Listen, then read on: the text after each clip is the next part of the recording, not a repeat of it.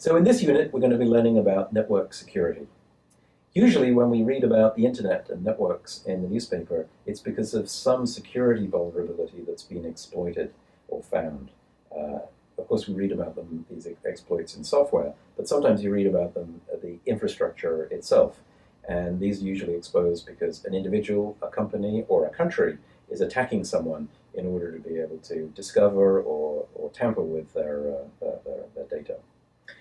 We're going to start by learning about the types of attack that are quite common. There are many ways to attack a network, and you're going to be seeing a collection of methods that work in a variety of different ways. The first and most common one is to simply eavesdrop or listen on someone else's communication. In some networks, this is surprisingly easy, and you're going to be surprised at some of the methods that are used and can be used, and we'll even demonstrate some of these to you. You can either eavesdrop on a broadcast network, like a wireless network, or you can force the network to expose or broadcast in a way that will make it easier for you to hear. Another type of attack is to masquerade or behave as if you're a piece of the infrastructure that is providing information back to a sending host. For example, you can forge ARP responses. You can spoof the response from a DHCP server or from a DNS server and cause a client to send data to a place other than it was thinking it was sending it.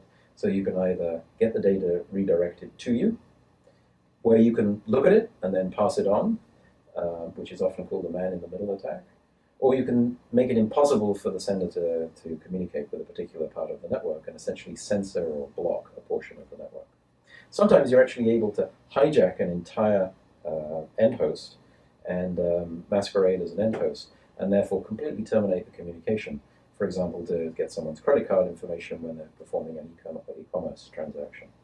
Another thing that you can do is to prevent someone from being able to communicate at all. This is usually called a denial of service attack, by overwhelming the sender or overwhelming a piece of the infrastructure so that the communication can no longer take place. So the internet is dangerous. We're going to learn the 3 principles that you can use to actually secure your network, despite the fact that the internet itself might be insecure. The first is confidentiality. It is the idea that we'd like to be able to communicate securely, that is, hidden from everyone else, despite the fact that they might be able to see what we're saying.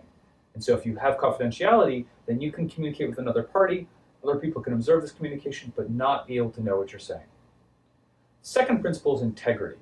So confidentiality lets us communicate without people know what we're saying, but people could still meddle with it. With integrity, then we can be sure that our communications aren't tampered with, such that the message, say, that Nick sent to me was actually the message that Nick sent to me. It wasn't that somebody fussed with it in between. The third principle is authenticity. Can I actually be sure that the other party I'm talking with is whom they say they are? It turns out there are some ways to do this.